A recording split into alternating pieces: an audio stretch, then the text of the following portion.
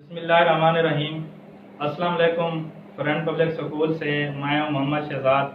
آج اسلامیات کا پہلا لیکچر ایمانیات اور عبادات، اس میں ایمان سے کیا مراد ہے، اعمال اور افعال کی بنیاد ایمان پر قائم ہے۔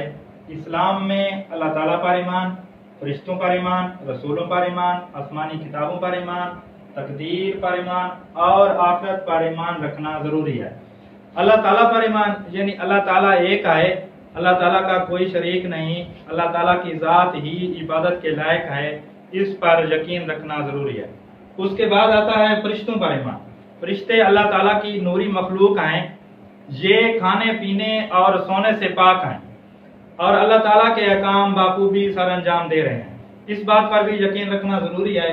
اس کے بعد ہے رسولوں پر ایمان۔ اللہ تعالیٰ نے انسانوں کی ہدایت کے لیے کم و بیش 1,24,000 انبیاء کرام اس دنیا میں بھیجے، ان پر بھی ایمان رکھنا ضروری ہے۔ اس کے بعد آتا ہے آسمانی کتابوں پر ایمان۔ اللہ تعالیٰ نے اپنے پیارے رسولوں پر جو آسمانی کتابیں یعنی تورات، زبور، انجیل اور قرآن مجید نازل فرمایا، ان پر بھی ایمان رکھنا ضروری ہے۔ اور اس کے بعد آتا ہے تقدیر پر ایمان۔ اللہ تعالیٰ ہر چیز پر قادر ہے اور اس دنیا میں جو کچھ بھی ہو رہا ہے وہ اللہ تعالیٰ کی مرضی سے ہو رہا ہے، اس پر ایمان رکھنا بھی ضروری ہے۔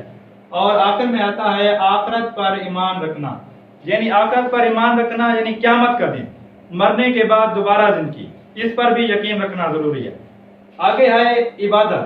ارکان اسلام کو صحیح شکل میں ادا کرنا، ہر کام خلوص نیت سے سنت نبی کے مطابق کرنا عبادت میں شامل ہے، یعنی خلوص نیت یعنی صحیح نیت سے، اور سنت نبی یعنی حضور پاک صلی اللہ علیہ وآلہ وسلم کے بتائے ہوئے طریقوں پر عمل کرنا عبادت کہلاتا ہے۔ اس کے بعد ہے ارکان اسلام۔ ارکان اسلام 5 ہیں۔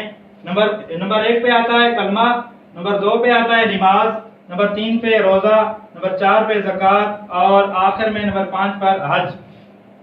آج کا لیکچر ہمارا یہی ہے، اس پر آپ نے گھر میں اس کو صحیح طریقے سے یاد کرنا ہے اور والدین کی نگرانی میں بیٹھ کے اس کا ٹیسٹ دینا ہے۔ اللہ حافظ۔